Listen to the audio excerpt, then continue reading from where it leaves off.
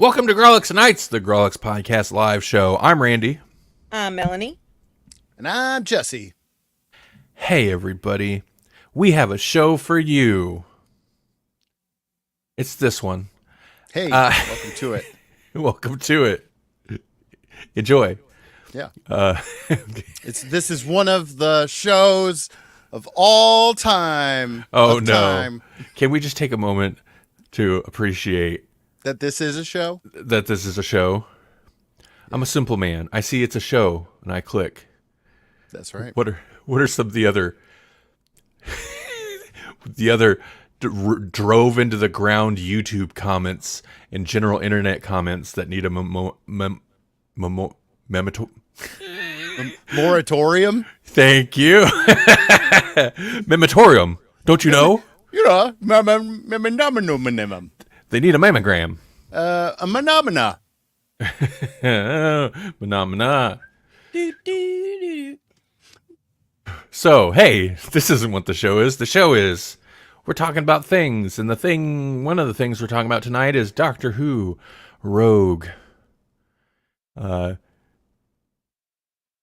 well as maybe Lisa Frankenstein? Yeah, I watched it. Okay. I don't know if Savannah's going to tune in tonight or not. Oh, right. I don't either. I feel like we're probably going to talk about it regardless. As I say, if she didn't see it, we can't shelve it again, can we? It's the only thing I watched this week. That and wrestling documentaries. Oh, yeah? Well, hey, before all that, how are you two doing? Doing all right. Doing all right. I'm PG. Last week I was so low energy that this week I've got my iced coffee and my Deadpool pint. Last week I was so scatterbrained high energy. I'm a little tired today, so I'm hoping that'll work to my benefit. I was hey Helix Rock Radio, by the way. Hey there with the replay. What's going on? Pointing at you. This is an audio medium. I was doing the audio cleanup for last week's episode. I started last week's episode talking about the same thing, but yeah, man, I don't know what happened to me during the Godzilla -1 whatever the Godzilla review. I was so not paying attention, distracted by a little bit by Chicago Faucet and by Twitch moderation tools and yeah.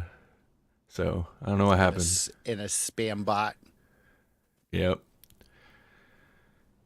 I'm just gonna have to. You know what? Spam's open. Just spam away. I don't care anymore. That's a lie. He cares.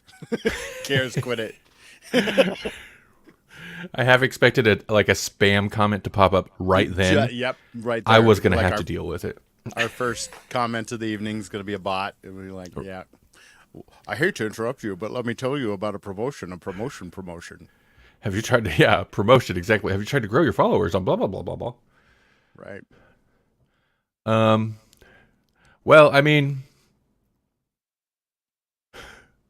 one of the first, I think one of the earlier Grawlix streams that went out on Twitch as well, like one of the first comments they dropped the N-word right in the comment, and I was like, oh, Twitch is a great place. I'm good. I'm glad for this. So, Twitch set the tone itself is what I'm saying. Years ago. But that's not what we're here to talk about. So Jesse, you said you didn't watch a whole lot of anything else.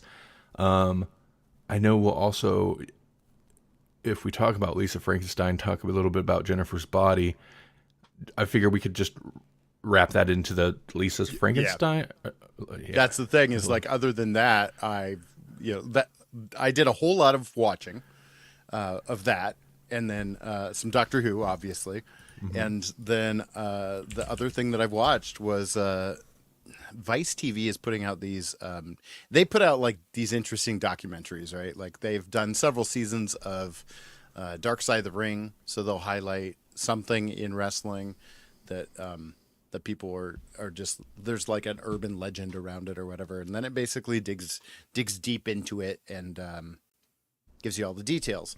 Well, one of the things that's been kind of interesting in, you know, pro wrestling history is WCW, which is, I was more of a fan of WCW than I was of WWE, because it was like when I was a kid, wrestlers like Hulk Hogan and Macho Man Randy Savage and those kinds of guys were who I was watching. And so then boom, they show up in WCW and I'm like, hey, I know this, you know, and so I'm like super interested in all that.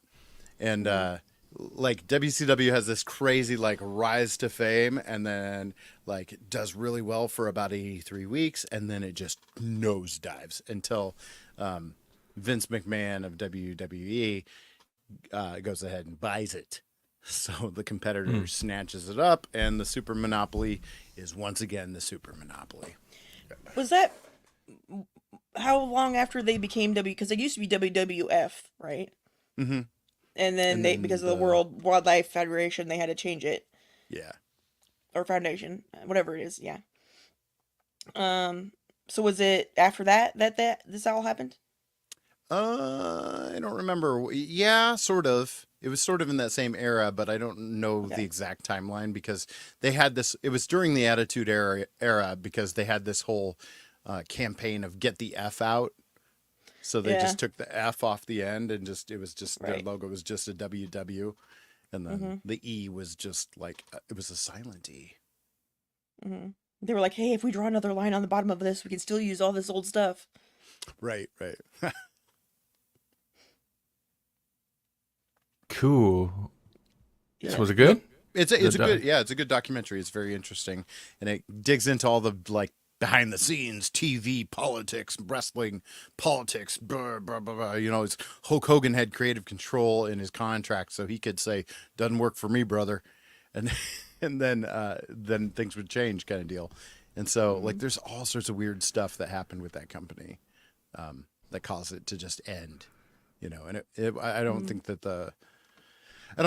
all the blame lands on one person in particular. Like there's a whole lot of mess that caused it to go under, but it's crazy because it was a huge thing when it was huge. Right. No, yeah, I always kind of wondered. I wasn't following wrestling at that time, but it did. Yeah, there was. It That's just when seemed like Hulk it Hogan fell off went the bad, map. you And know, like that was yeah, the whole thing. It was like Hulk Hogan, the bad guy, you know. was that Hollywood Hogan period? Yep, that's when Hollywood Okay. Hogan was invented. Was in WCW because he had kind of retired. He had legitimately retired from wrestling and was just doing Hollywood stuff. And he was the first big name that Eric Bischoff signed over to the WCW and kind of put them on the map. Hollywood. Okay, yeah, I do recall that.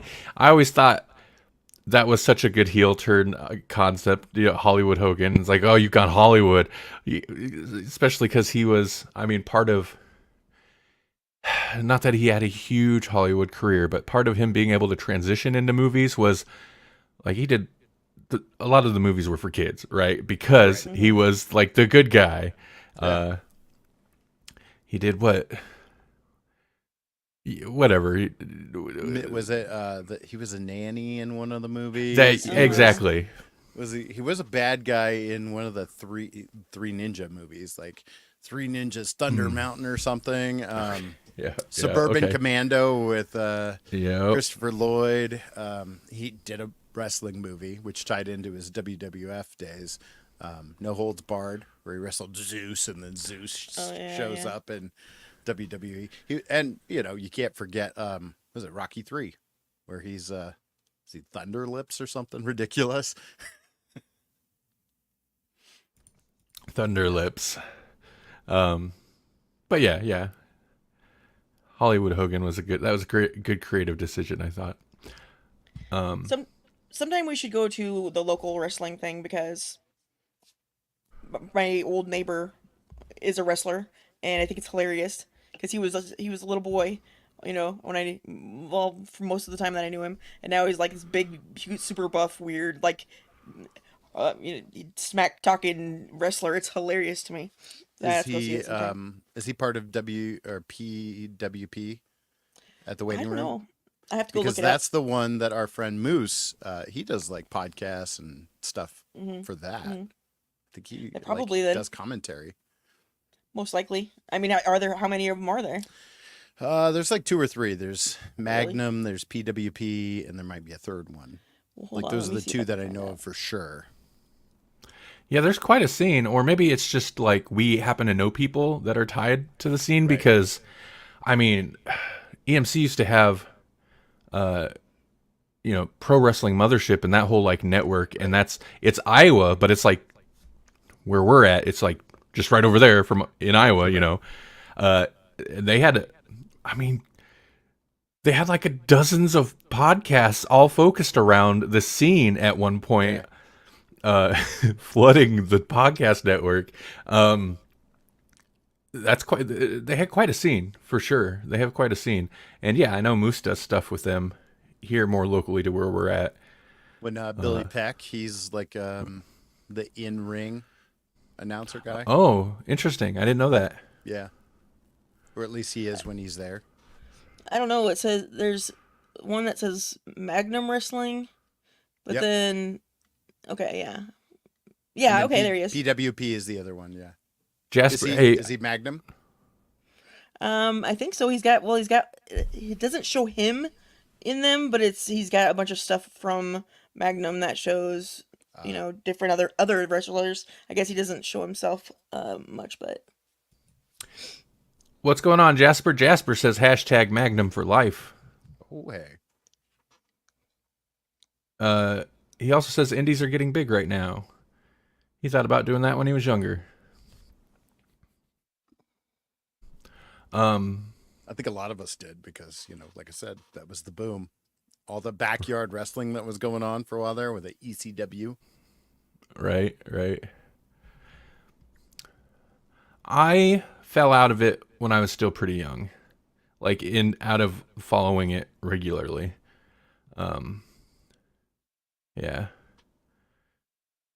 I only dipped in and out once in a great while, depending on who I was hanging out with, and it was after I was older, and would have what's a way to put it?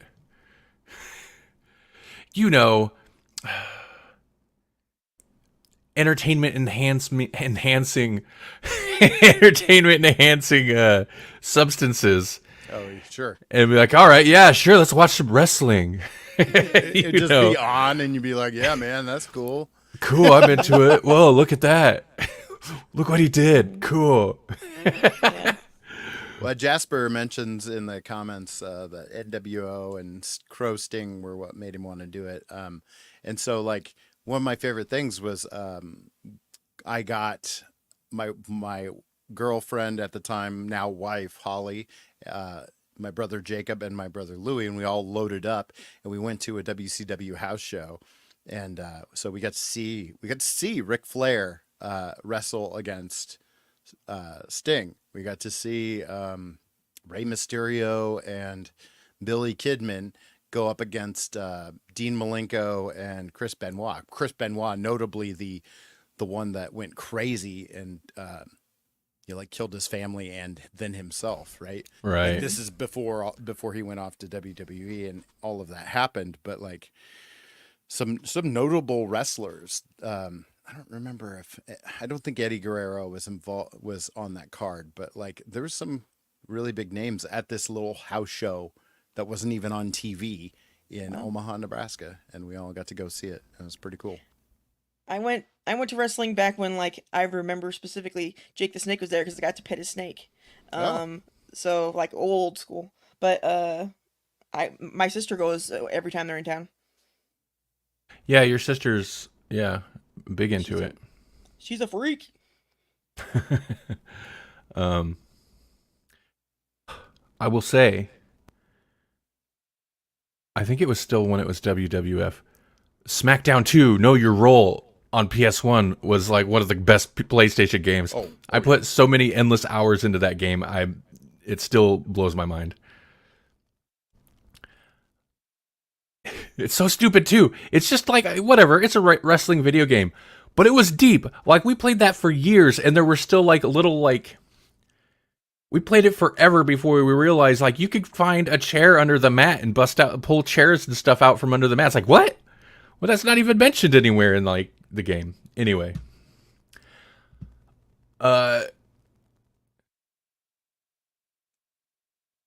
Okay. Let's see. So that's We haven't that's been- what I've been watching. So Right. That's yeah. We haven't been watching. Slowly watching. We talked about it. I think we mentioned it last week. Not Full Metal Alchemist.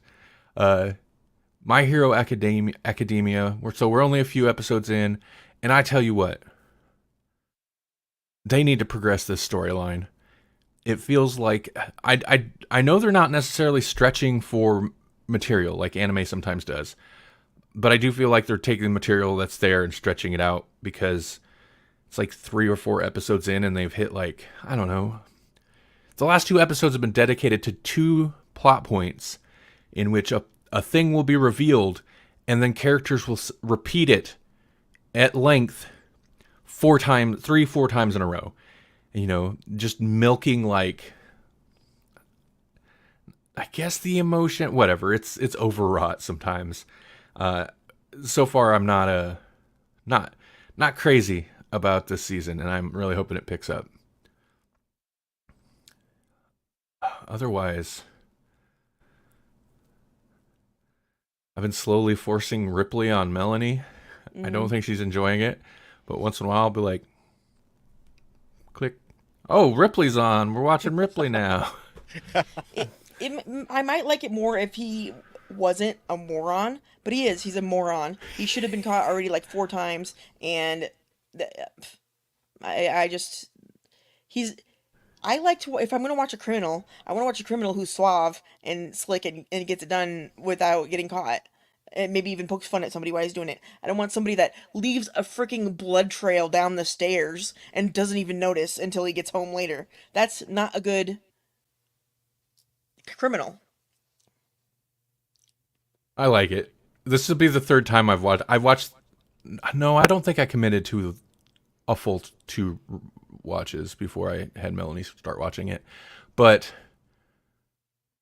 I like it. I like the show. Whatever. I mentioned it on here before. The Netflix series Ripley, based on the Talented Mr. Ripley book and stuff, and yeah, I think that's one of the criticisms is.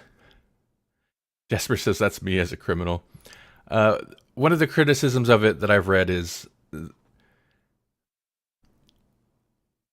they aged up some of the characters, but Ripley himself is more charismatic in the book. And yeah, in the show, he kind of just, a lot of times, he turns it on sometimes. He turns on the charm, but for the most part, he feels very awkward to me.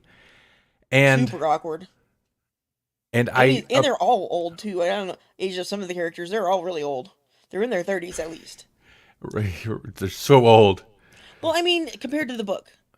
Right. No, they are like, in the book, I think they're like 20 somethings. They're like college age, I guess. Yeah, they did age them up. Well, I mean, the guy who plays Ripley's like 40 something, but he's not good at what he does. I think at a certain point that kind of becomes a little bit the fascination. And also like, he's not like an experienced killer type. It's not like he knows what he's doing. I think that's part of it. He's just like winging it. But whatever. I said it before, I'll say it again. It's beautifully shot. That's part of the appeal. I really like the atmosphere and the execution and style of the show. And if Zack Snyder taught us anything, it's okay for it to be beautifully shot. Right.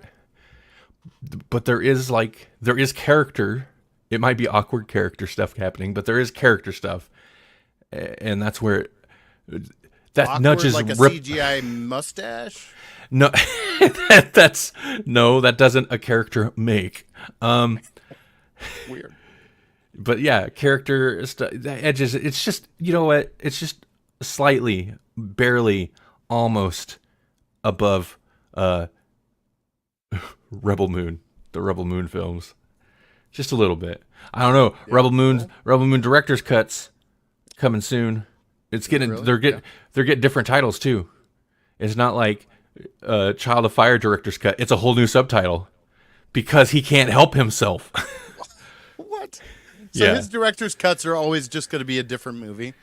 Yeah, I guess so. Apparently, he was also pushing for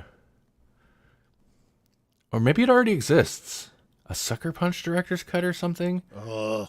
I never watched Sucker Punch. I'm not going to believe that movie could be improved. It's not.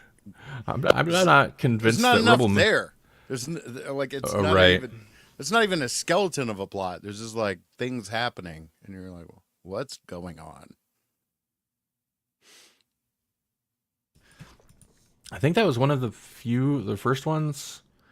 Maybe the first one that did he write that one? I feel like he did. I think so. Yeah.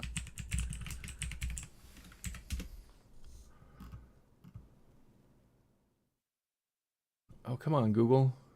Writer's important. Co-written. He co-wrote it. Okay. Oh, that was his first film based on an original concept. I mean, to be honest, I don't think you could even say that about Rebel Moon Right. because it's definitely not. I watched the horror show this last weekend. That was my Tubi trash dive. That should be the new segment. Tubi trash. Trash. Oh boy. The horror show, also known as House 3, the third in the House series. You ever see any of the House? They're usually like Yeah. comedy horror, kind of.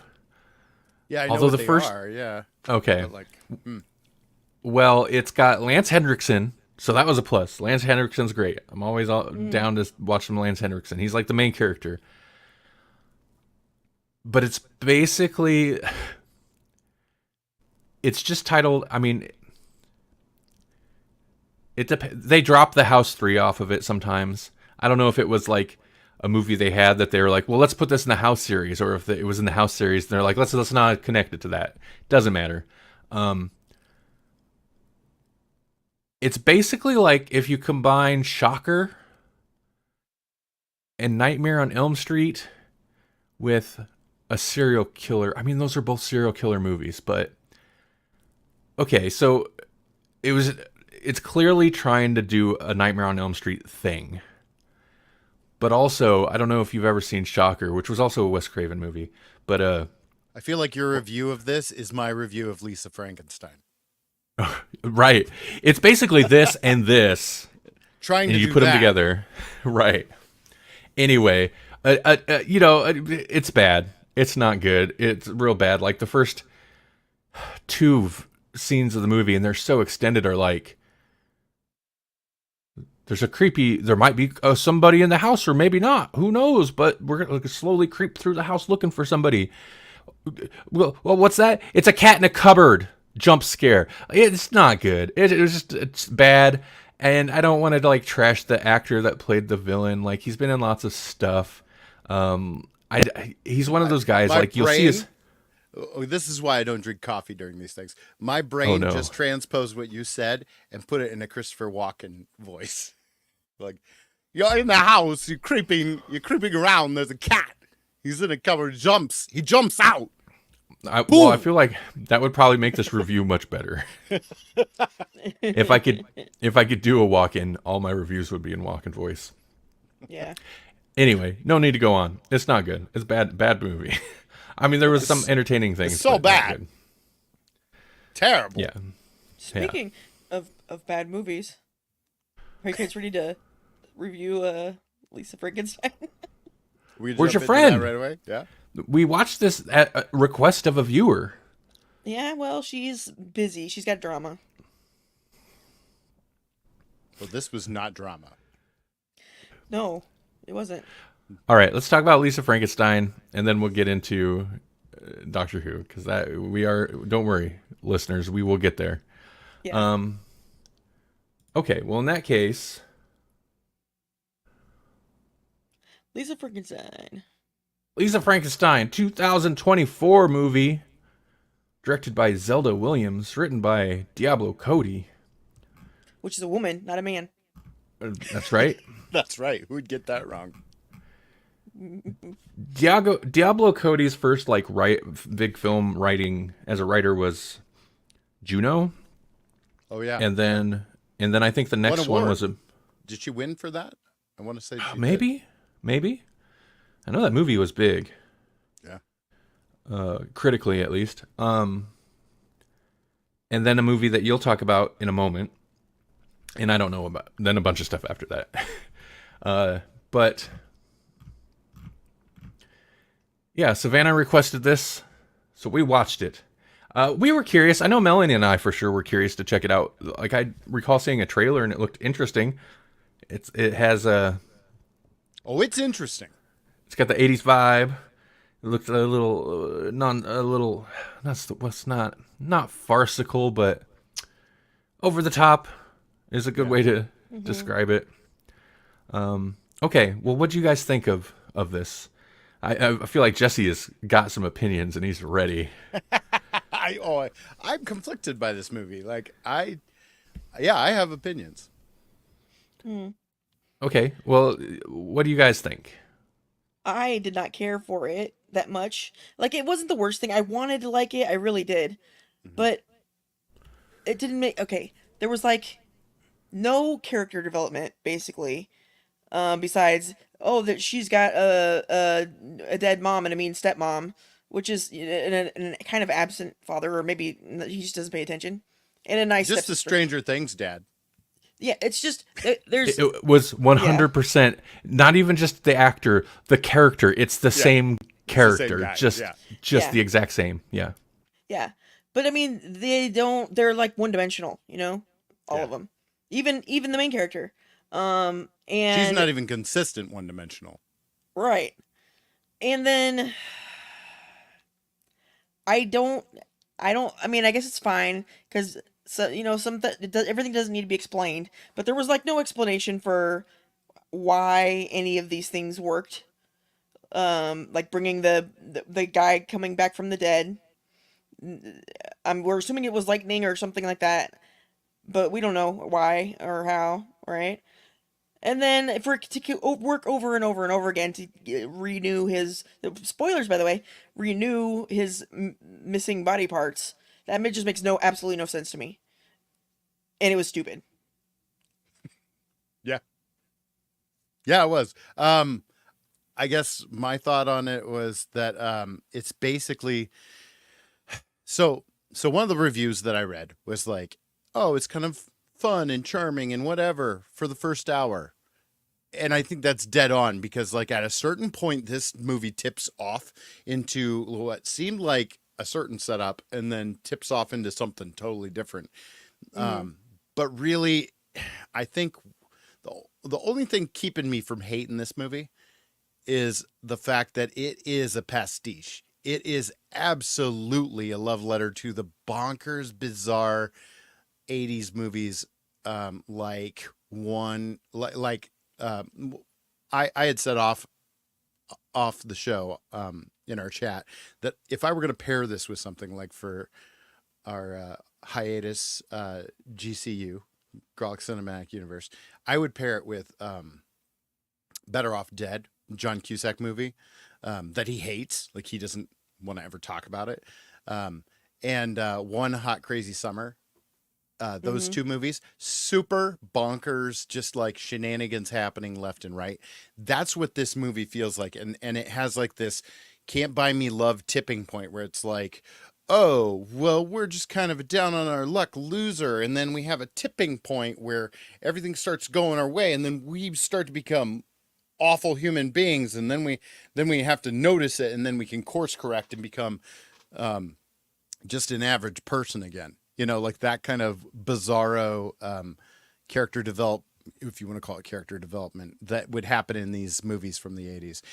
You slap that onto a coming of age kind of romancy horror movie in the vein of Warm Bodies or like that awkward thing with Edward Scissorhands, or like all these Mm-hmm. it's all these movies kind of slap bang together, and then you get this movie, and it's just madcap ridiculousness, with this really weird through line of awkward, dark, inappropriate, irreverent humor. Like that is the main character. The main character is just irreverent, dark, kind of inappropriate humor. But it didn't go. It didn't go very dark or inappropriate, for me, in my opinion, because I like things that are dark and inappropriate. Um, it didn't go hard enough into that to. It was more I 80s don't know. crass. It was more 80s crass than it was like actually inappropriate. It'd be like, God, were you on the rag? Or maybe I'm mixing up my movies now, but like that seems to be a thing that she likes to draw on in her movies, is just saying something that's shocking. And then, oh, we just keep going. Right. I I think I liked it maybe a little bit more than you guys, but I don't know. That's even hard to say because it's. I agree. First, Jesse, you mentioned particularly with the main character, but I'd also say tonally overall, but inconsistent. They kind of tried to do. There are so many things. There are so many things in this movie. There's so many movies in this movie jammed together, but they don't really commit to one specific thing long enough for it to feel cohesive enough. Like I appreciate what they're going for, what they're trying to do, although the very Tim Burton-y opening, like there's a strong Tim Burton influence with the opening animation, and then just the way that the Frankenstein kid is like portrayed. He's Edward Scissorhands half the time. Yeah, He's but like, that doesn't I can't even talk work. half the time. But That doesn't work either because I mean I get the kind of absurdness of. It's frustrating because characters, including the main character, doesn't react to things in any kind of realistic way. And that becomes a problem because you're like, most of the movie, you don't know, like I say, was this Frankenstein, like, is he like a lovable thug? Is he a serious threat to her? Like, what's going on there?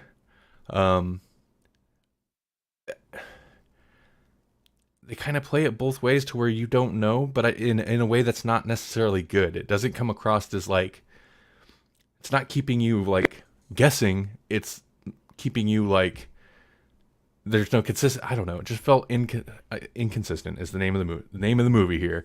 Yeah, I have an example that I want to of that Yeah. kind of that I want to talk about. So she supposedly doesn't realize that how he feels about her or something like that for a while. But they're like in her room and she's using a massager and she's like, here's somewhere else that you can put it. Why that doesn't make sense to me that someone would have a close intimate moment like that with someone that they themselves weren't attracted to, and especially without knowing that that person also was attracted to them. Like why would that ever happen if there wasn't some kind of thing? I don't understand that doesn't make any sense to me. But maybe I'm wrong. Maybe everybody else does that, and I'm the weirdo who doesn't go and masturbate other people for funsies. You know, I don't know. Be a lot cooler if you didn't know. I don't know why McConaughey had to jump out for that. No, yeah, that's because at no point should she does it. It's almost like most of it's supposed to be played as she's just oblivious, but she's not. She clearly establishes that she knows he likes her right away, and she's like, "Oh no, no, no, no!" Like right off the bat, that's like one of her first like big conversations with him. And then to do that pushes it beyond like the concept of like she's just oblivious to like, "Oh no, she's a real bad person." Like she's maybe the worst person in the movie. I do like the turn once the violence starts. There's a wee bit of violence. Once the violence starts, I do appreciate her just like oh, I kind of like that. So it's like okay, she yeah, just goes full sociopath. Yeah, right. But then you lose having her go full sociopath and having her like stepsister being legit the nicest person in the movie and like the only decent human. I don't know. You just, there's a weird balance where it's just like, oh, I feel like having the, if it was just our main character turned out to actually be pretty crappy and being into murder, that's okay. That's what we're doing, and that's what the movie does. But then to also like throw that sister character where you're like, oh, what's gonna happen to the sister, and kind of make you feel like nervous and bad about the situation because she's like the only person that's been really decent. I don't know, man. It kind of goes a long way to making the main character unlikable in a not fun way, in a not fun, irreverent 80s weird Edward Scissorhands, will they, won't they, romantic comedy, farcical whimsy thing. I don't know. And if you try to make this like, I don't know, like an overlay for the original Frankenstein story, then I guess she's Dr. Frankenstein because she reanimates the corpse. And so Yeah. he's not likable. And so maybe that's why she's not likable. But that is not clear if that is the point. Well, and if they were gonna do like a kind of a Carrie thing, or it makes me more think Christine.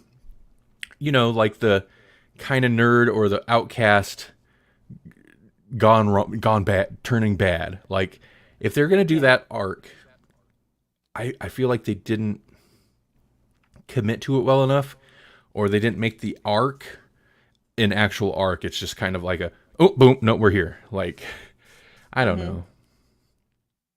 Yeah, I don't think she ever got the popularity that is supposed to come with that before they like are turned bad enough that other people are like, oh, never mind. She never even got that. Somebody was like, you know, maybe she looks good in that outfit, but that's like is the most she ever got out of that whole thing. Right. Yeah, I mean that's kind of, yeah, that kind of trope is a thing that they were definitely going for, but also not really because they didn't And commit to it. nobody dresses like Madonna ever. Not for school. It just doesn't happen. I did. Speaking of this, like the setting, I thought it looked fine. I mean, it wasn't super interestingly shot, but I thought the lighting and the like set stuff was good. It had that look. It was appropriate. It pulled in a little bit more because a lot of times 80s stuff, it's like so overly 80s, where it's like nothing in the 80s actually looked like that. You're just putting 80s stuff there. In reality, it's more brown. Like it still looked a little 70s, right? Oh, yeah. Yeah, big time. This was kind of a happy medium where it was like the very stylized 80s, but there were aspects of it, some of the styles and stuff. It's like, okay, that's kind of real 80s. That's you know, it's not particularly cool looking because most of the stuff in the 80s was not cool looking. But The stepsister didn't seem 80s to me. She was the only thing that didn't, though. I don't know why. I think it's her hair. And maybe they dressed her. Yeah, you're right. She seemed a little bit more contemporary looking. Well, there was some weird anachronistic stuff, or back massagers have always just had the same design. They have. I won't. I will say that specific design, that specific one has been around since the 60s, maybe. How do you That not is- improve on a design? I mean, like, I guess you just don't improve on perfection, or I don't know. Right. They don't need to. I know for a guess fact not. they've been selling that for decades and decades. Don't ask me how. That is apparently a very common, popular design, specifically. Yep. It is. Although anything like that you have to plug into a wall makes me nervous still. But power tools, man. Those are power tools. Those aren't toys. If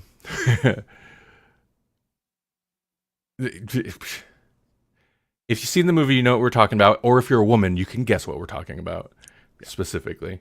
I like that all the cars were kind of hunk of junks. That Yeah. was kind of fun.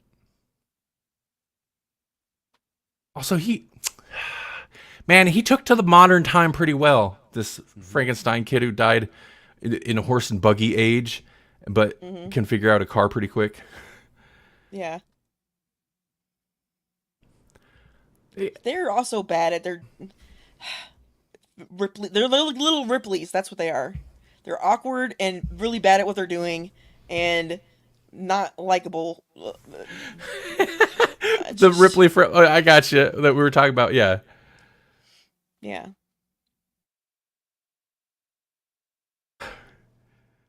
He dispatched that one cop lady by just like walking over, picking her up, and then dropping her into the grave. And it's like, Yeah.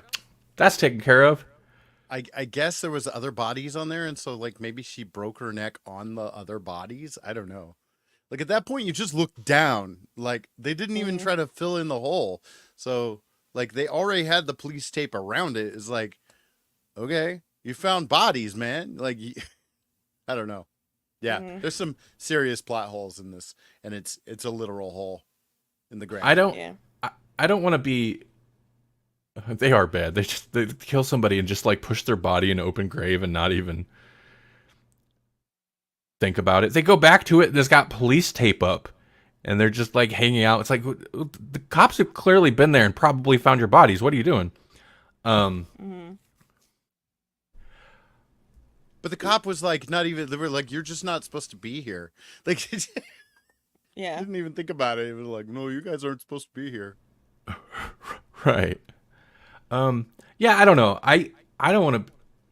My initial response or my whatever rating was 3 stars, so I clearly didn't hate it. I don't want to just trash it, but like I don't know what else to say because I feel like it's close. It's close to being good. It's maybe trying too hard to be a specific kind of movie, and that's kind of the problem. Like it's trying to be one of those movies, as opposed to just like I don't know. See, for me, I would have to give this 2.5 stars because there's things I like about it, but I'm not going to watch this movie again. If I'm going to watch a movie, Right. I'm going to watch Jennifer's Body because Jennifer's Body was taking the same almost idea and doing it better. Like it was more of a proper horror movie, that kind of thing. I don't know if we're ready to move on Yeah, to go that, ahead. but like, so the reason that I watched Jennifer's Body, which is also on Peacock at this time, because Lisa Frankenstein is it's only on Peacock if I'm not mistaken. I think it's like an original or an exclusive to Peacock, and I'm just gonna say Peacock over and over and over.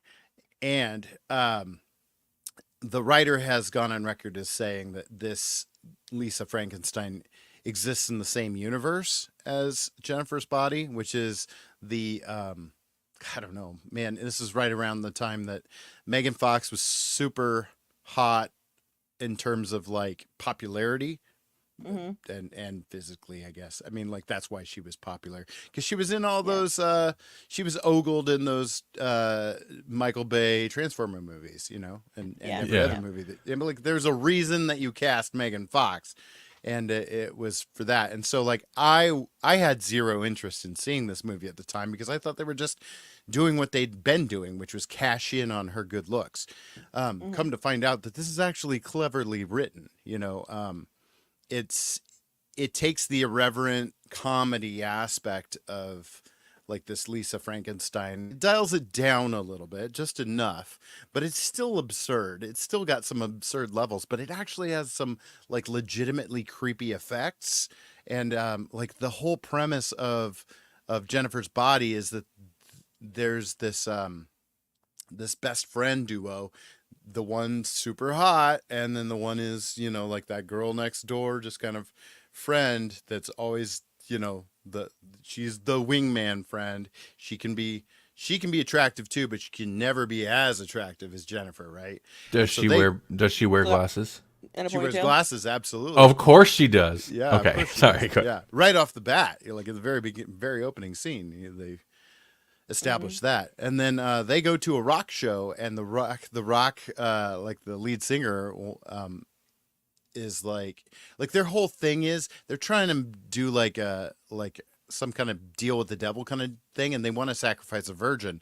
And so they're like, "Oh, this Jennifer, she's got to be a virgin. She's one of those girls that looks really good, but she won't actually give it up." Kind of thing. And so they think she's a virgin, and they try to sacrifice her to so they can like make a deal with the devil and become super big rock stars or whatever. But little do they know that she's not even a backdoor virgin or whatever. And so it goes Right. horribly Wow. wrong and just Yeah. turns her into a succubus. And so then she starts like taking people out, you know. And Succubusing. yeah, starts succubusing all over town with her succubi ness. And it's an enjoyable, irreverent horror comedy, you know, with some legit horror stuff in it. And so, like, for my money, yeah, that's why Lisa Frankenstein would only get 2.5 stars, because Jennifer's Body did it better. And I don't know how these movies are in the same universe, other than they have a similar, well, they have the same writer. I guess that's the one way that they're in the same universe. And I guess they have a similar irreverence, but like, man, if the monsters in Jennifer's Body met the monster in Lisa Frankenstein, they would just decimate that monster, you know, like they're just not even in the same league. Like, I guess Yeah, but that guy, that levels monster, of monster. that monster's clearly a lover, not a fighter. He's a poet Very true. Yeah, yeah. and a pianist. And He is a pianist, and I guess he doesn't even think twice about, you know, like throwing an axe at a dude. Like, Yeah. you know, That's just true. chopping body parts off, and I'll just kill your mom. Just, you know, Yeah. whatever. So I don't know. So wait, for the Jennifer's Body, then is Jennifer the nerdy girl? No, Jennifer is the hot girl. Okay. So the hot girl is the one that gets taken off in the van, and Yeah. and whatnot. Okay. And then the nerdy girl is the girl that's got to like try to. She kind of figures it out because that's her best friend, and so she knows Right. something is wrong, and she shows up like all bloodied and whatnot. And so the succubi also like goes through this like power levels or whatever. Like, you can tell when she needs to feed again, kind of thing. Yeah. Yeah. And I'd it always gets heard- more ridiculous, but it's fun. I have not seen it. I'd always heard good things. I think so. In Mortal Kombat 1, they at this point somewhat infamously cast Megan Fox to play Natara, who is a vampire succubus type creature. And I think it's because I think the poll specifically was because of Jennifer's Body. I think whoever made that decision is maybe overestimating the popularity of Jennifer's Body, because I feel like a lot of people don't necessarily that they're like, what? Megan Fox? Why? It's like a But cult classic at this point. So. Right. But I say she's somewhat infamously cast because, you know, they used her likeness. She did the voice acting. Whew. And it's rough. And I don't think it's necessarily her fault. Like, I mean, she's not the best actor, but it's a video game, right? So you're watching these cutscenes, and video game voice acting, especially something for like Mortal Kombat, like, it's good. Like, everybody does a good job in it, but it's a specific kind of voice acting. It's very big and kind of broad, and they're like, you know, whatever. And then it cuts to Natara, and she's like, I don't know. I The can voice- only imagine. Yeah. The voice, the director, the voice actor, director person failed Megan Fox, Yeah. because it's every time she's got a line, it comes across as so bad because it's so mismatched. It's somewhat more naturalistic, and then everyone else is doing big video game Gotcha. voicing, and yeah. Anyway, That's the thing. It's like, you know, I tongue-in-cheek said that this played to the strengths of her wooden acting, but I think that's true. Like, Right. she just has to have kind of a disinterested wooden affect about her, just like, because she's just like the pretty popular cheerleader girl or whatever. And so throughout this movie, that's all she's got to be, is just kind of this disinterested Mm-hmm. in the moral right, or really anyone besides her. And so like she plays that pretty well in this movie. And even with a slightly comedic a flair to it, you know, because she just doesn't care. Like she goes sociopath when she becomes a demon, and it feels appropriate, as opposed to our human character in Lisa Frankenstein, who just yeah, she's had traumas that would probably drive her to be like that, but it feels like a switch is flipped and then put her in super over the top 80s garb, and it just Mm-hmm. feels disjointed. Whereas this made sense and made her almost scarier. Mm-hmm. Okay.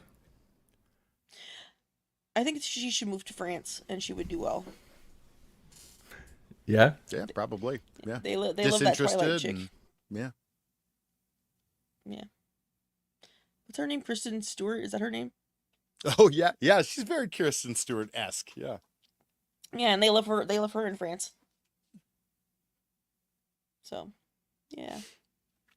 So yeah, that's actually more than I thought I would say about that. But like, It for was my good. money, I would. I if I were gonna give Lisa Frankenstein 2.5 stars and probably not rewatch it, I would give Jennifer's Body 3.5 stars, because I'd probably watch it again.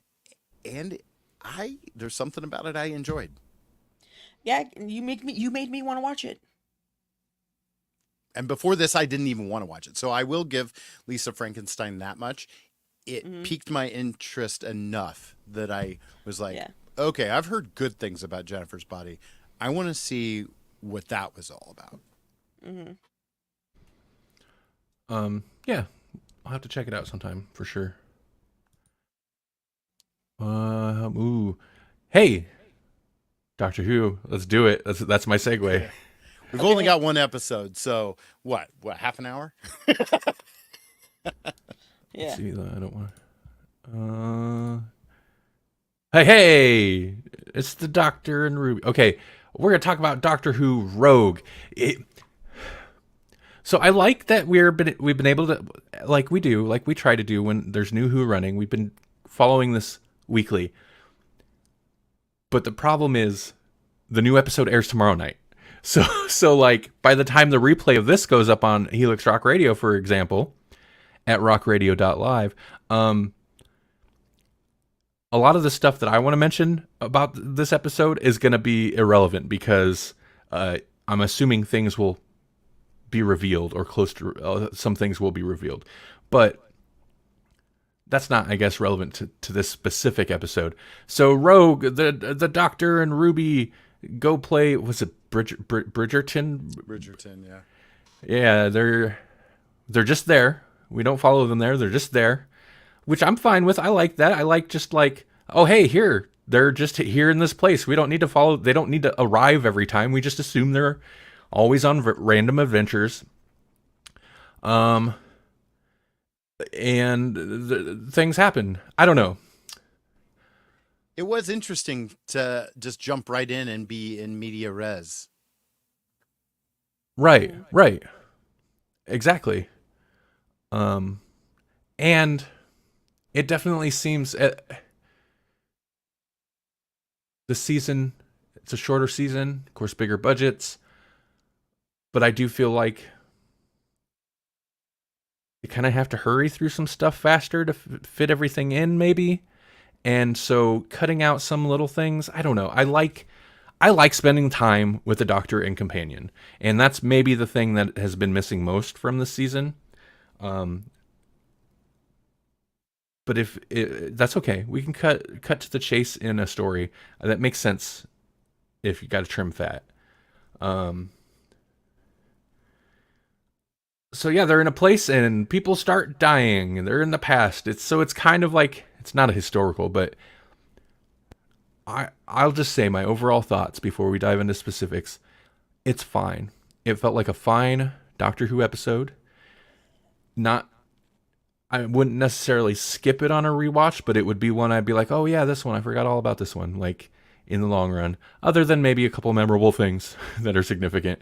Sure. But it's fine. It felt like you know, classic. Overall I really liked it, but when it came down to the threat, like Yeah. it went from being really intriguing to really underwhelming for me.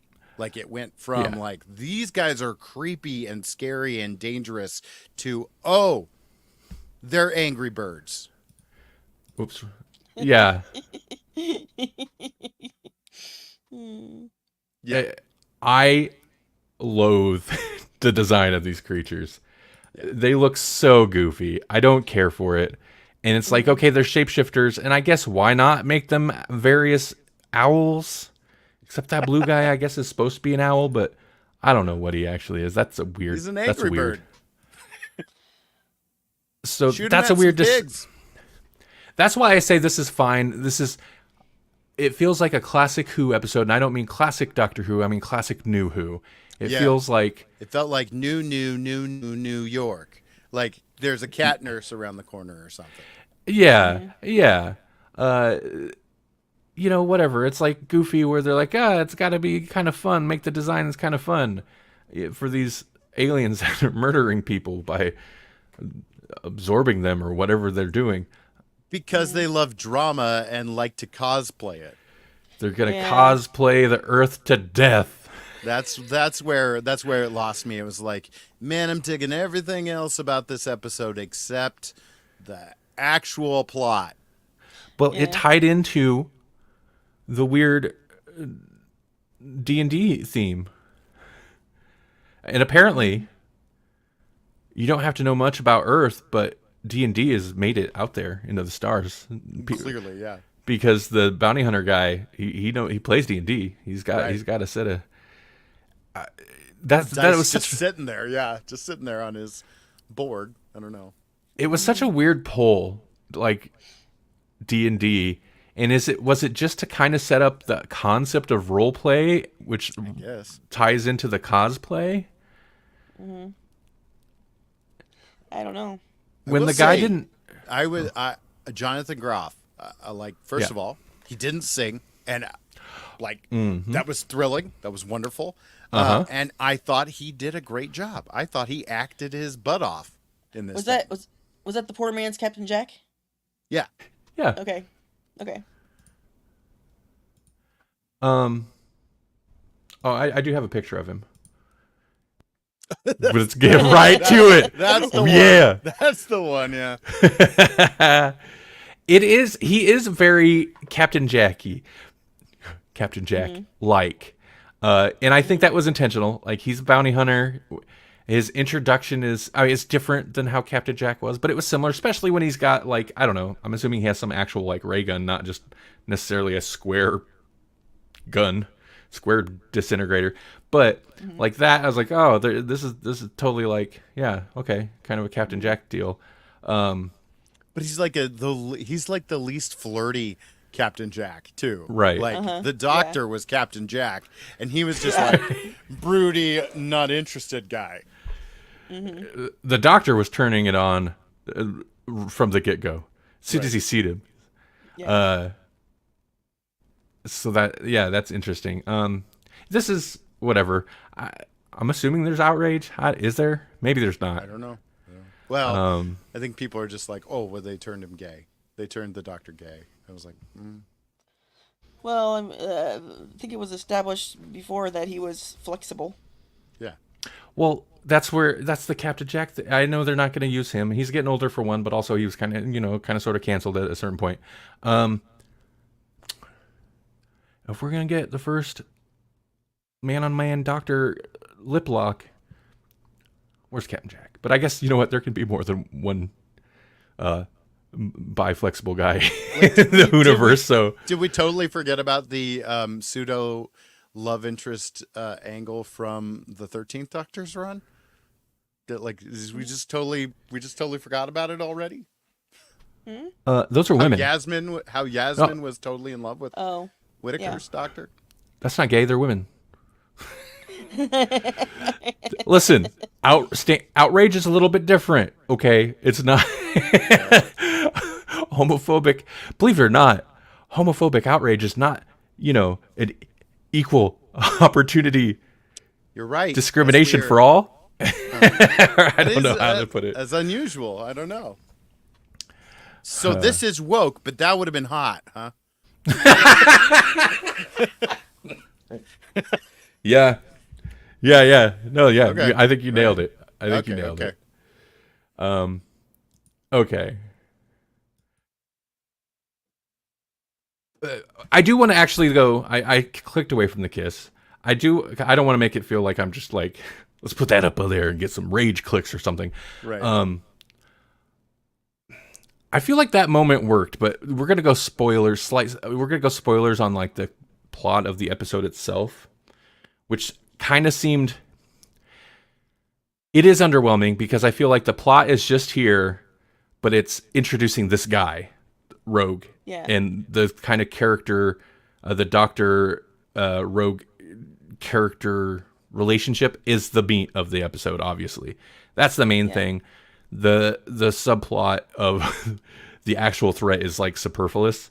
I do feel like the kiss moment was interesting. It worked, except totally nonsensical that the Ruby fake out Yeah. to where he could just, and they did say something about weight, but he could just knock her out, even though it established that it's molecularly bonds you to that spot. He could just knock Ruby out of the triangle and take her place. Yeah. Nonsense. Stupid. Like lazy. That felt lazy to me. Like, if you're gonna do the kiss, man, it's that thing of like, okay, cool, you did the thing, but it would. How much more impactful would that have been if it was like not because of something just so silly and nonsensical? You're gonna break your own like rules of how this triangle works just to whatever. I don't like that. That's lazy writing. Yeah. It angered me too. I did like, of course, I'm a sucker for kind of when the Doctor flashes his evil side. I did like when he was convinced. Also, he should have known. He was already wrongly accused and trapped in the triangle. Maybe let's not do it again with Ruby then. But I do like, he's like, how long do they live? And he's like 600 years. Like and that was a solid acting moment from the Doctor here too. Like in Judy, he nailed the cold. He went from this jovial to sad to just ice cold in the span of like 30 seconds. Mm-hmm. I also like that they acknowledge that he's a shapeshifter. Yeah, they called him. Referred to him as such, which was part of the like whatever confusion or mix up. I'd never thought of it that way. Speaking of, have you heard about and seen the canon changing thing here with the scan that they did? That was pretty crazy and kind of cool. Like, I mean, it's interesting because it yet again messes with the numbering. But I mean, at this point, what even are numbers other than just, we're just going to assign an arbitrary number to people now, just so that when we talk about them, we kind of know what we're talking about. Right here, I believe, right? Yeah, the Scream of the Shalka Doctor. I don't have his name off the top of my head. Richard E. Grant. Yeah, that's who it. Yep. It was just. Was it just the animated thing? Well, yeah. And then he also did a Children in Need 1, I want to say, didn't he? So he was, I don't know. before Who was officially brought back, he was the 9th Doctor.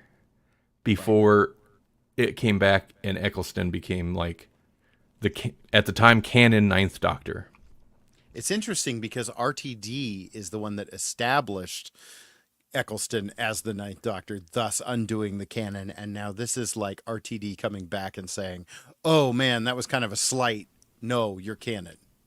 Yeah, I mean, from what I understand is RTD was on the record as not having liked his portrayal of the Doctor. He didn't particularly care for his Doctor. So it's interesting that he is the one that's like, okay, yeah, we'll make him canon. He's a Doctor. I mean, at this point, why not? Who cares? You could just put 30 random faces we've never seen. I'm glad they don't. I'm glad. I mean, Right. I'm glad that they stick to, like, that's interesting that he chose to put Richard E. Grant in there. People are also But speculating that this is another wrinkle in the bi-generation. right, right. I mean, the bi-generation itself, like, then sets up the possibility. It's like, oh wait, there could be two doctors at once. There could be a two ninth doctors, whatever. And I don't know. Where's the Valyard? Right. That's such a, like, in terms of the show anyway, like, he's only popped up in like the one serial, but it's such an intriguing concept that I think it's stuck in fans' minds forever, and it's amazing that they've never touched on it again in the show. Right. And maybe They've it's done because some cool stuff with it in the Big Finish, of course. Right. Like they even use the Valyard in the Time War. Like they can script him, and they basically throw him to be tortured and his mind torn apart, essentially, just as another like cannon fodder thing in the Time War. the Time War, especially when they finally decided, like, okay, you could do Time War stuff. What a gift to Big Finish, really. Right. Yeah. Just You be- totally unmined territory. Yeah.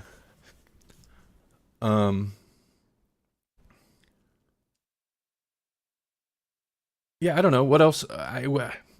See. There's, other than those couple of things, the stuff with it, giving the Doctor specific, because the Doctor will have. I mean, obviously, like, you know, Rose, and there's other, like, romantic kind of entanglements. I would say, yeah, like 13 and Yaz, but that was 100% on Yaz's behalf, really. That's true. Right. Yeah. Because I mean- 13 was basically asexual, like Yeah, most of the doctors are. She kind of acknowledged it, and they kind of hinted like they were going to play it as a thing. But yeah, 13 wasn't, beyond just being like, hey, fam, and being friendly. She wasn't really good with relationships with any of them, I feel like. Right. Yeah. No, yeah. Which seemed like a conscious decision, like a writing choice, which is interesting. That's like one of the kind of few interesting things about what they've did with her Doctor, in my opinion. Well, she just got done being Capaldi, so I understand, you know, Right. a little bit. Yeah. You got to warm back up to people after that. Right. But to have such a, like, specific, and I feel like Tennant, they've maybe hinted at it with some of the, like, one-off episodes he'd do, or the, like, on his own adventures he'd do, where there'd be, like, usually a female. I think of the Titanic one, and the one where he's on the bus. Right. There's, like, a female, and they're not always like super romantic, but a little bit. But this is like Flirty at the very least. Yeah. right. I mean, Tennant's Doctor's was always flirty anyway. But this is like meet cute Doctor Who episode. Like, the whole thing is, and that's interesting. It's interesting that we get kind of like a romantic. I mean, you know, right away then. Once it seems like the guy's, like, not necessarily a bad guy and is also kind of interested, you're like, oh, this guy's doomed. That's just how it goes. Yep. The Doctor, Zatoichi, you know, a lot of, it's the archetype of the hero is like, he can't get, no, he doesn't get that. Oh yeah. No. Honestly, I liked most of the things that were happening in this episode, with the exception of the plot. Like, I just didn't like the bird shape changers. Like, and the more that I learned about them, the less I liked them. 15. I really hate that they weren't the same. Like, I understand not everybody looks the same, but you're supposed to be, I don't know. They look like they were at least all kind of owls, I think, or is supposed to be, except that blue one. I don't know what he was, but they were different, like, species of owl, like wildly different looking. I think that's what you're getting at. Yeah. Yeah. It is, and some of them I don't. The only one that looked like an owl to me was the blue one. All the other ones I don't know what the heck they were. They didn't seem like owls to me. They just seemed like weird, ugly. One of them was a weird, ugly bird. I thought one of them was not even a bird. I don't know what it was. I thought it was like a cat or something. Like it doesn't. I if I didn't already know, I would not assume that these are the same aliens. You know what I mean? Yeah, aside from their like little tick, and I don't even Which know that that felt like a bird thing, but it felt yeah, more reptilian or whatever. It felt more like a snake thing. And I I feel like the agree. only one who did it consistently was Ruby when she was pretending to be one. Right. Yeah, yeah. But that's whatever. A little overacting to sell, like, oh no, she's a bird thing now. Mm. Uh, Not to go back to it. 15 is fun. It's ridiculous. It's weird to have the Doctor be so like young and hip, but like the turning the music back on the dude's ship over and Oh over. man, he was Yeah. unchained. He was fun to watch in this. Yeah, it was good. It was good. Okay, so the other thing I wanted, unless we have more to say about this episode, Nope. is really kind of thin outside of some of that stuff. Mm. Right. The coming up. So tomorrow's episode, the preview for tomorrow's episode. I have missed an aspect of being. Chibnall's era just wasn't as good with this. Moffat's era was better about this, and I did not get to follow RTD's first era as it was happening. But I enjoy the mystery and misdirect and the like.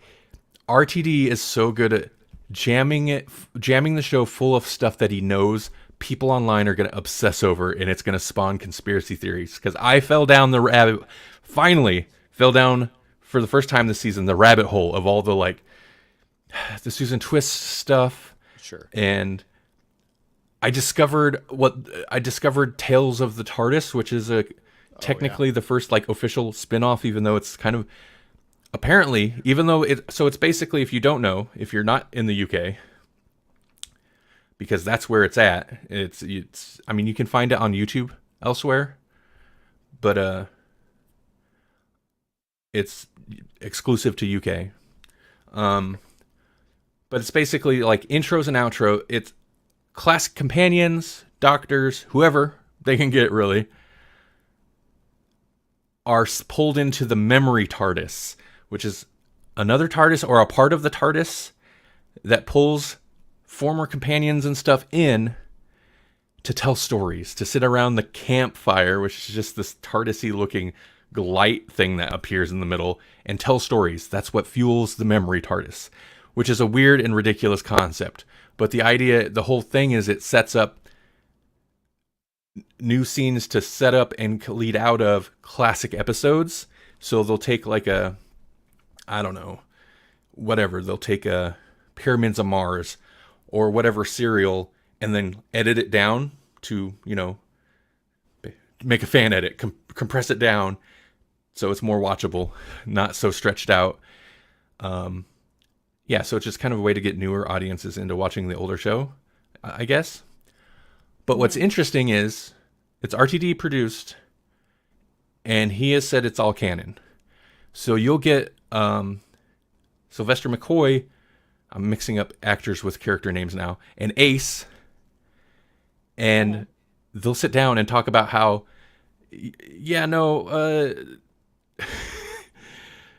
Ace was kind of the Doctor manipulated her pretty hard, and it was wrong. And they'll sit down and hash it out.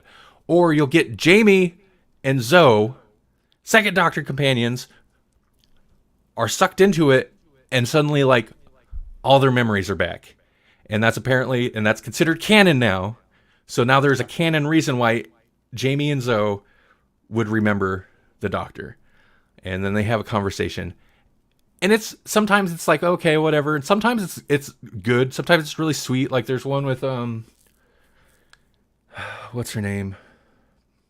It's got one of the kids from Sarah Jane Adventures, and I forget the companion's name. Third Doctor era companion. Oh, Joe Grant or Yeah. who was also on Sarah Jane's Right, Adventures, that's right. and she's popped up Yeah. in the in New Who occasionally. But it's got those two, and they talk whatever, and it's just kind of in some regards Perry and Six. Oh, really? Okay. Perry and Six, and so you get like Six is like, oh, the warrior queen, and she's like, oh, you heard about that, like whatever. So you it kind of like fleshes out some of like what these characters did since they were on the show, and a little bit kind of fixes some of the rougher edges around some of them, and makes that canon. The whole reason I'm mentioning all this is because there's a big conspiracy theory around. There's one scheduled to air between the two, because the next episode tomorrow is part one I thought of the it was finale. supposed to happen after the finale. I thought it was like I think there's new one one. scheduled between the two. So I'm guessing there's something probably revealed that's relevant to an old story in the next episode. They'll have that. But there was also a trailer Disney had dropped at some point and then pulled, and maybe it's back now, where there's a shot of the Doctor standing in the TARDIS in space, the door's open, and he's like screaming. And later they changed it so it's the regular TARDIS. But in the original trailer that dropped, the backdrop is clearly the memory TARDIS. And they're like, wait, so are they going to pull this spin-off Tales of the TARDIS into regular Doctor Who television like series continuity? Like, I don't know. That's super interesting. And it's RTD. He loves doing that weird spin-off interconnected thing. people were speculating that Carol Ann Ford would maybe be the next memory TARDIS person while she's still around too.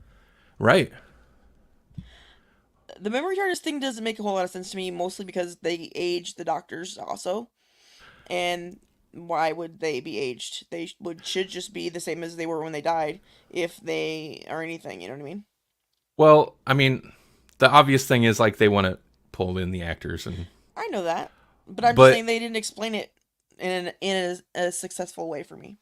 I actually feel like, because they did this before when they did that 10 and 5 children in need whatever thing, where it's like the time crash. Yeah. yeah, and the time stream gets weird or whatever.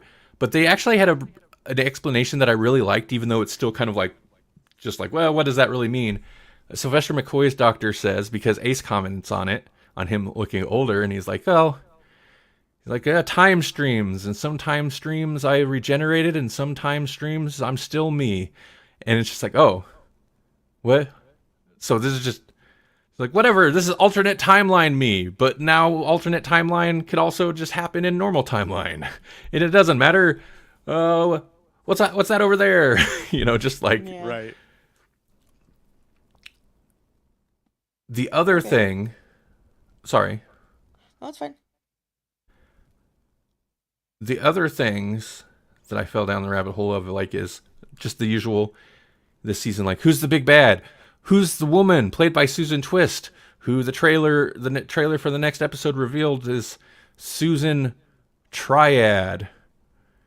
And unit offices, as established in one of the 60th episode specials, is they use Triad software. And S-Triad is also an anagram for TARDIS, and it's S-Triad technology. Her name is Sue Triad. Sue Tech. So, like, whatever. It's all the stuff, all the rabbit hole stuff. They're gonna go man. If they brought back Sue Tech, what? I feel like that's one of the leading theories right now in the fandom. Man, that's interesting, because that's not where I thought they would be going with this. I don't know where I thought they were going with this, but Sue Tech is not it. The S, I mean, not that RTD likes to do the anagrams. I mean, Doctor Who Torchwood, but also I feel like he likes to also intentionally misdirect with things like that. Like S-Triad being an anagram of TARDIS is almost too obvious to where it's cheesy. But I don't know if that means it's a thing, was it? Like, Bad Wolf wasn't an anagram. No, I checked. That wasn't an anagram. It had tied specifically into one of the stories. That was the name of the corporation, which kind of seemed like a misdirect in itself. and then eventually it just meant like warning from time stream stuff. And then Saxon, that didn't have anything to do. That wasn't like that was just an alias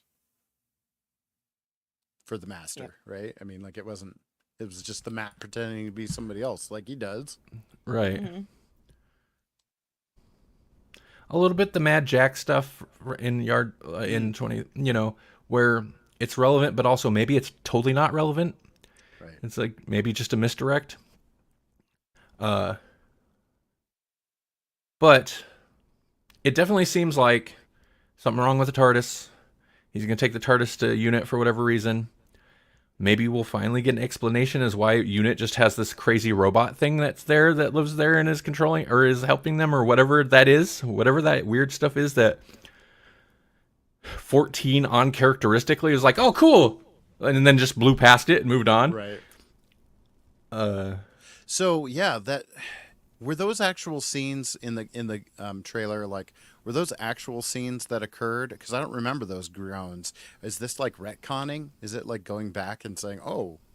Because I don't remember that in the 60th where the TARDIS made a weird noise, and 14 made mention of it. I think it might have happened. It might have. I think they did. I think it did.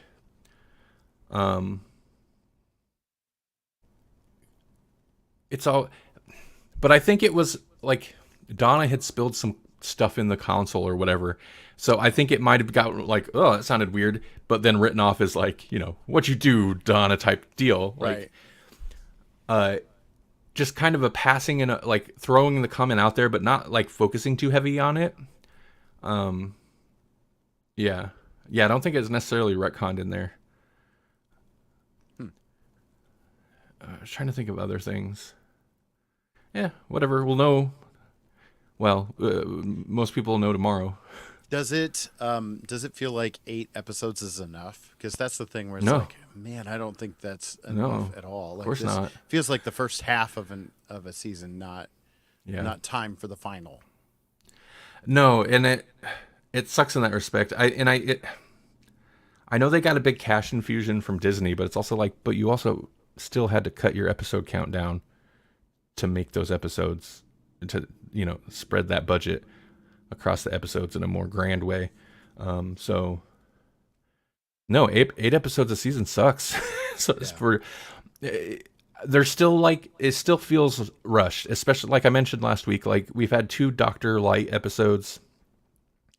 There's just a lot of aspects of RTD's writing that, and the season's been way better than I was worried. I was so worried. I was worried we're going to get musical season every episode, although most episodes still might be going for like a TikTok viral moment, but every episode I was worried was going to be like, it's just like angling to go viral, and it hasn't been that. I think it's been a pretty good season so far, but 8 is not enough, and I wish there were more. Man, I'm just really glad more. that Ruby's not gone, because 8 episodes of her and then she's gone would have been like, what? Yeah, that's the thing. Just more Doctor and Companion hanging out. I mean, it could still be related to the plot, but like more dynamic between them, because that's part of what RTD really excels at. And that's, I feel like, the thing that's been getting cut by trying to keep the pace up on these.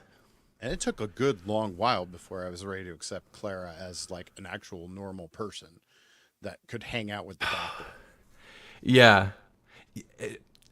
And Ruby suffers the same thing where it's like, oh, there's something weird with her. Right. Like, why is Clara, like, why are there multiple hers? Why has there been multiple hers? How? Ruby has the whole, like, mystery thing. Maybe she's Susan. Maybe she's the granddaughter of Susan's. Maybe she's the Doctor's like, there's so many theories. But I told you, I fell down the rabbit hole. Sure. But they've been playing up that whole thing, the snow and all that, since the beginning. So it's hard to... Yeah. That makes it difficult to buy in as it with on a companion as just like, I don't know. That was a little bit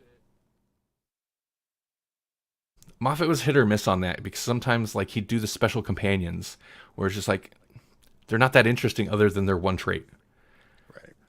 But then you got characters. Moffat still did okay because then you'd have characters like Bill, which was I liked Bill a lot. She was great. Uh, she got wronged. She got wronged, but you know there was nothing like she was Bill. That's good. Yeah, they don't all have to be amazing. Yeah. That's right. I wonder what, like if there was anything else that's amazing, I wonder what it would be. What would it be? Well, batteries are amazing, but they still kind of suck because they run out of energy pretty easy and are slow to recharge. But supercapacitors, excuse me, are an upcoming alternative that will work much more quickly and efficiently. So batteries work by pushing ions through a material that skims off the electrons, and then those loose electrons become the electricity. Uh, and recharging is just adding electrons back to those ions. But that has a lot of uh, loss of energy and wear and tear and stuff. So it's not super efficient. And then capacitors uh, have like two layers of conductive material sandwiching an insulator, and that causes a buildup of energy on the surface from the electrical field, and it holds the electrons in place so that they're not like floating all around. And it's much more energy efficient. But then it's just there. So they need to make it a supercapacitor. They have to have it flowing out into whatever devices. So researchers at the University of Colorado Boulder used the study of water filtration and applied flow energy principles to their system, which has electrons flow over a system of many pores that those electrons can then like fall through out to the device or whatever. It takes the charge from a trickle to like a stream. So that would be great, except upgrading those to like useful devices, uh, it becomes a size issue because they'd have to have many sheets of these pores. So right now they're just basically like studying geometry to find out ways to get around it. Like how can we make this work and keep it small? So that's where they're at right now. I mean, it is way more efficient, but it's also possibly much larger, and they don't want they're so. But as soon as they figure out that size thing, once they figure out how to make it bigger on the inside, then Just say they need some TARDIS technology. Okay. yeah. Then it'll be amazing. So, what you should have said, what's not yet amazing. Or Hey, I said batteries. When the superflux capacitor has a Mr. Fusion, then we're good. I said batteries were amazing, but You're right, and they are. They just need to reverse the polarity, and they'll figure it out. Yeah. All right. Yeah. Yeah. All right. Well, hey. Thanks, everybody. Jesse, you got anything interesting you want to mention, or anything coming up that you want to talk about before we jump out of here? I've got some shows I'm maybe doing. Right now, I have a con table in my living room. Because I'll be doing this one on my own, and I wanted to make sure that I have all the things that I need to have before I get to a con and find out that I don't. So I thought, why not, while my wife is out of town, just set up a con table in my living room. So it's Pretendicon 2024 in Jesse's living room right now. Pretendicon. It's coming up. It's here. It's right there. So yeah, that's coming up. But in the meantime, one of the things I meant to mention this last week was that Humble Bundle has a really good bundle on the Teenage Mutant Ninja Turtles comics, or at least it did. I hope it's still up. Last I saw, they were still running ads for it. It's the Last Ronin run, and so the Last Ronin alone is a great story, and then it's got like like the first 14 volumes of the comic, the IDW run, which is just now ending. Like it went 150 issues, not counting all of the spin-offs and things that they've been doing. It's a really long run for the Ninja Turtles. Like if you know anything about the Ninja Turtles, they often just have a new, like they just start over all the time, right? Like somebody else gets the property, and then Image Comics is doing a thing, and then Archie Comics is doing a thing, and then Mirage Comics is doing a thing, and then the Ninja Turtles show does a new thing, and then there's a different movie, and like the Ninja Turtles just don't stick with it for very long. And this was a pretty long run. It's currently, that bundle is still going for the next 1 day and like 15 hours. Oh, the next day and a half. If you're not listening to this now, you probably won't get in on that. Like, Yeah, sorry, if you're listening to Helix this Rock later. Radio people.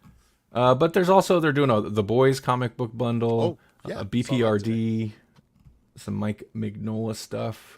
And The Boys has got a new season out today or tomorrow, right? Yeah, I think so.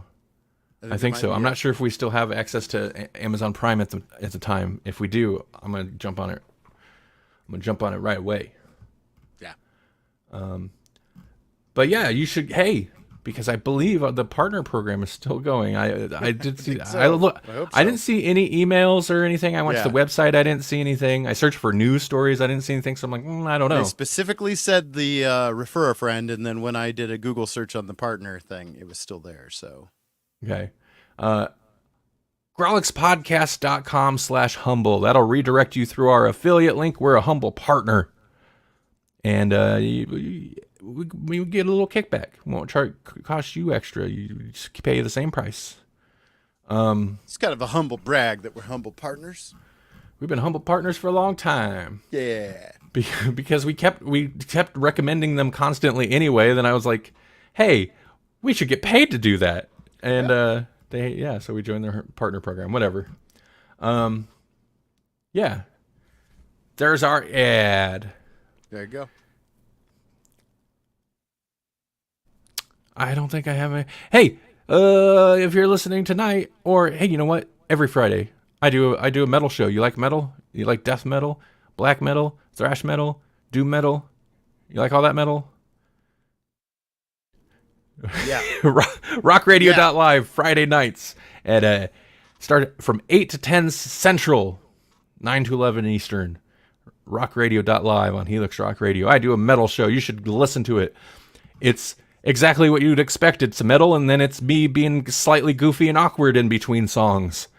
No, not every song. That'd be super annoying. In between every 3, sometimes 4 songs. But it's relevant to the songs. Anyway, that's all I got, so I'm going to bounce out. Thanks, everybody. Have a great weekend and a great night and all the things. Grawlixpodcast.com for more. 100 years, Grawlix Podcast. 100 years. You're number 100. We're like a 10th of the way there. Yeah. That ain't nothing. No. 100 years. Could you imagine?